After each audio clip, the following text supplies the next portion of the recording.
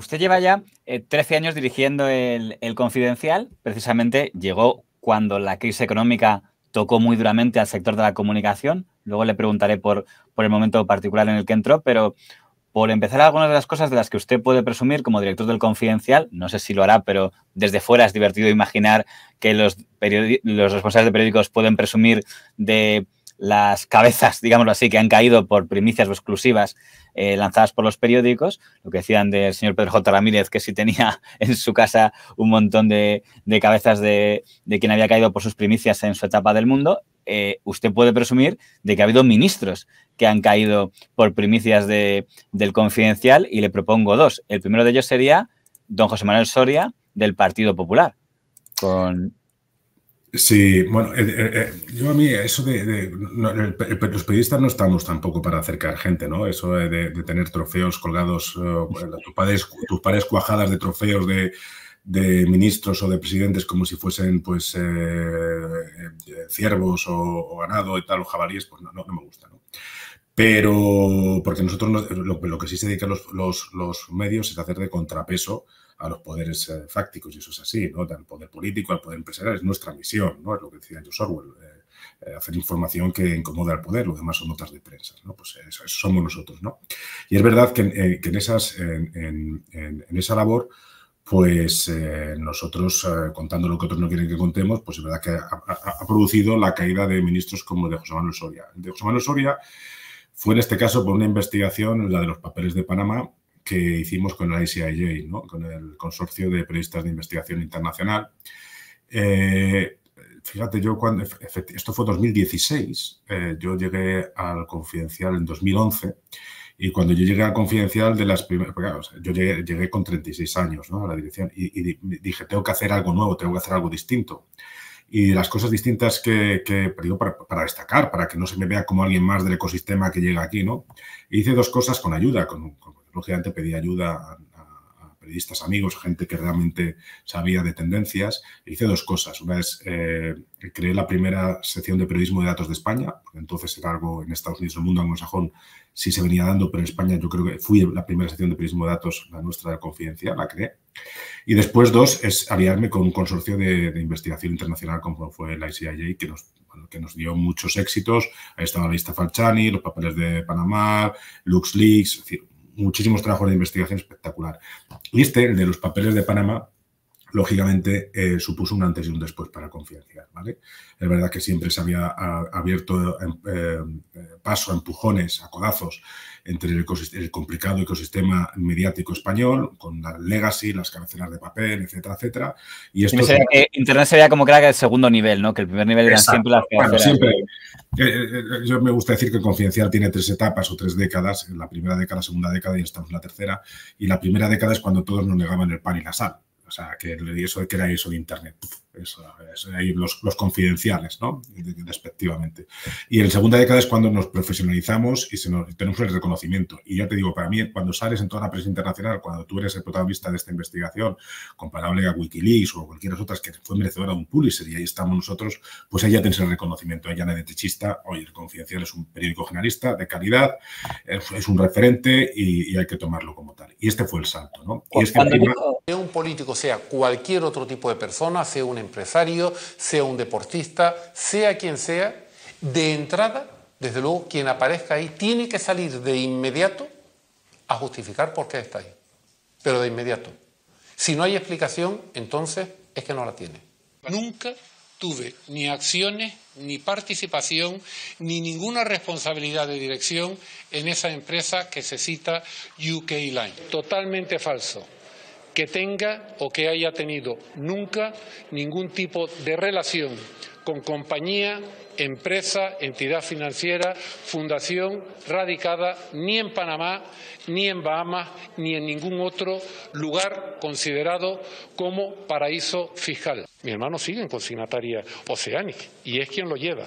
Y durante los 2 primeros años, durante la zafra 95-96 y 96-97, esos barcos que van de Canarias al Reino Unido son despachados, son atendidos como consignataria por UK Line.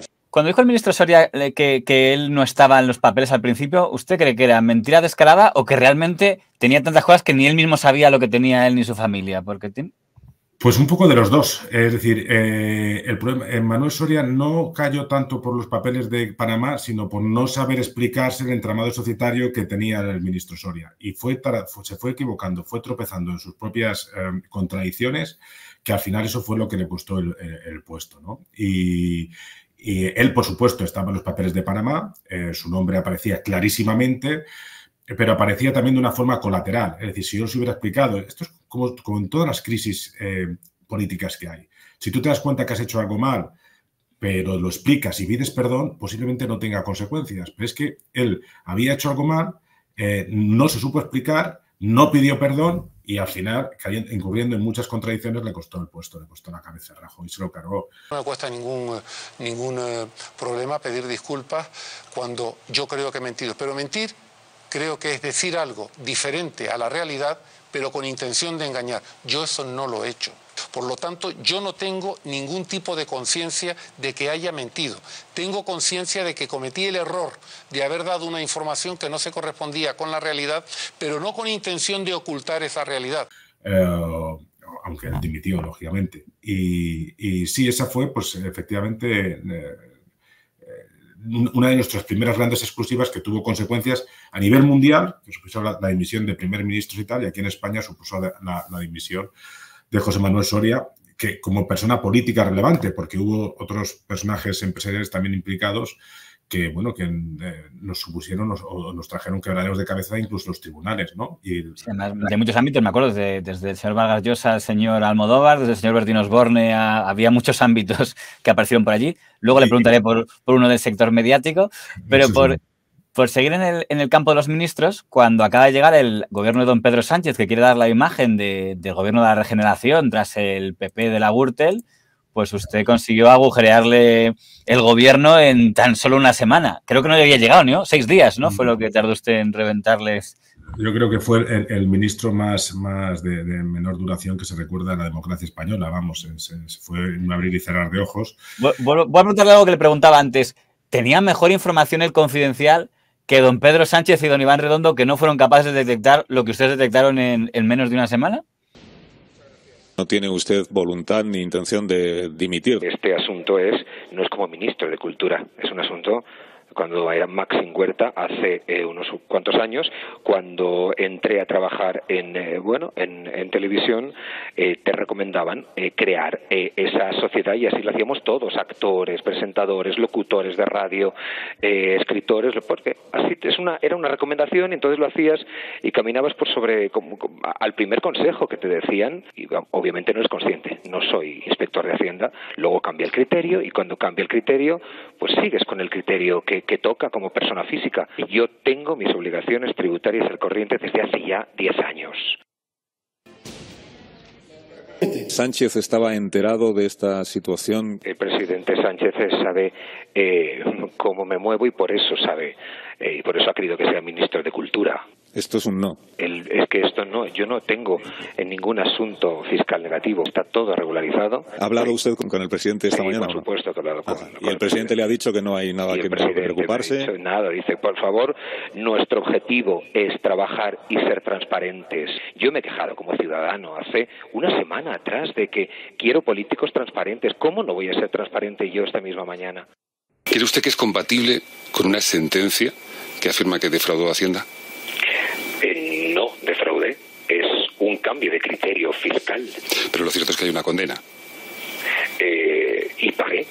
Cambia el criterio y asunto cerrado. O sea, es una cosa que está caducada ya y resuelta. Te digo la verdad. O sea, esto es así. Nosotros, esto es alguien, un correo. O sea, ¿qué es el periodismo? O sea, nosotros somos listos. Hay 50.000 tipos de periodismo de investigación, ¿no?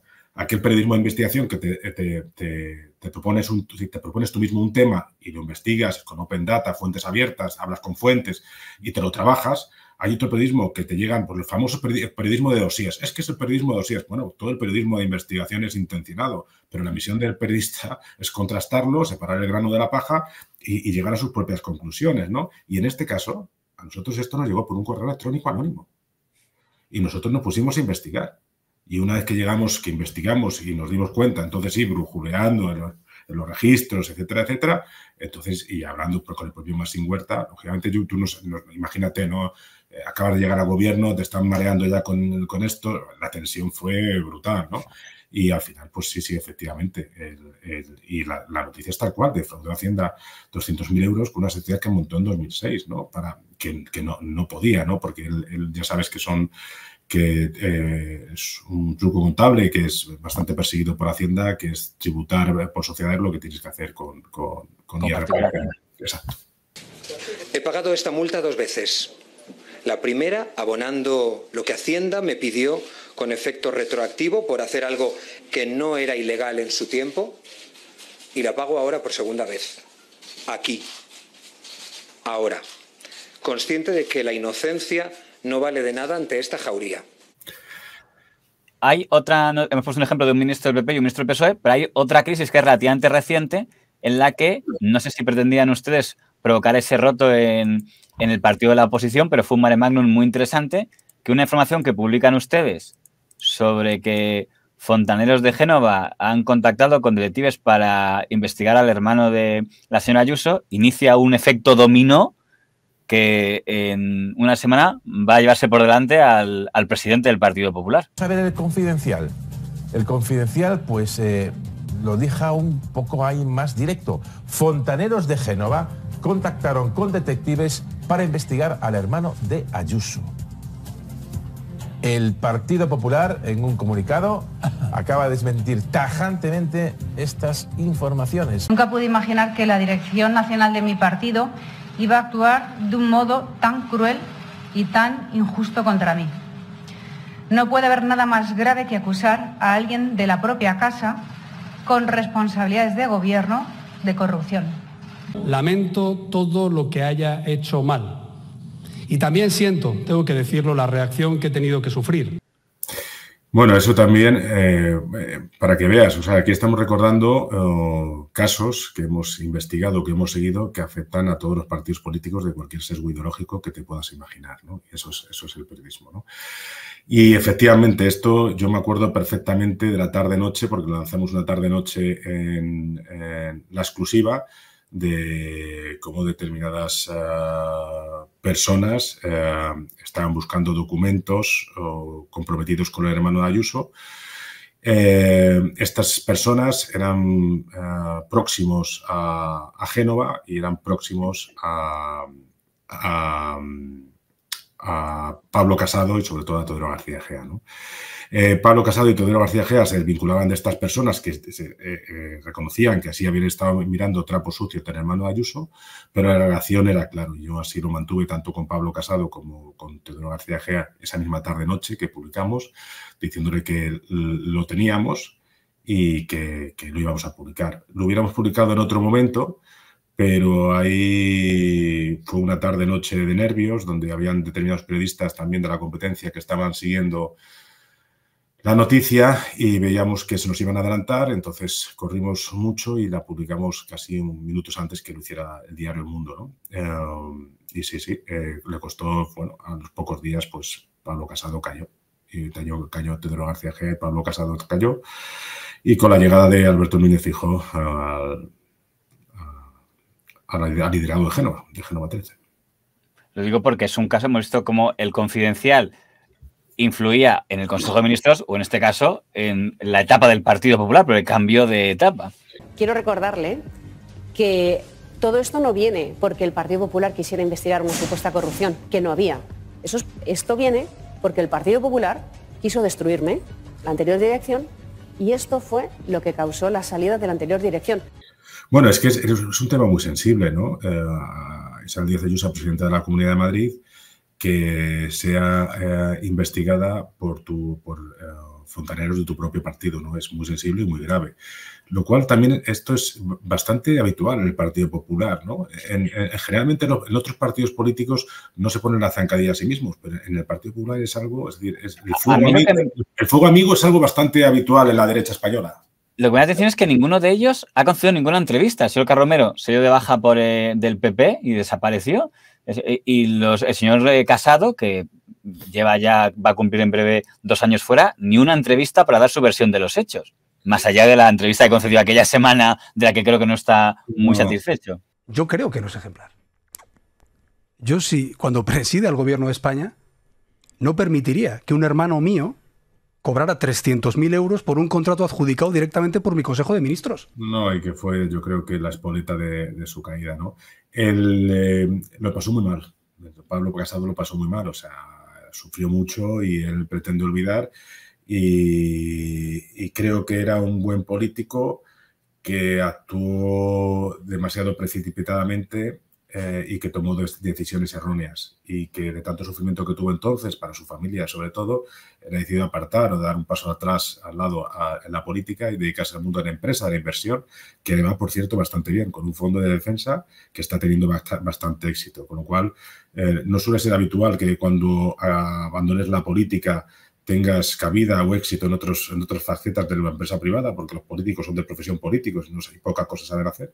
Pero en el caso de Pablo Casado sí ha tenido éxito en el mundo de la inversión y en el mundo de la empresa, y pues me alegro por él, la verdad, porque lo pasó mal, aunque se equivocó y me pareció lógico el relevo que se produjo en el Partido Popular. En 2018 dije que fallarle a Galicia sería como fallarme a mí mismo, y hoy siento que fallarle al Partido Popular es fallar a Galicia y al resto de España. Y por eso me presento.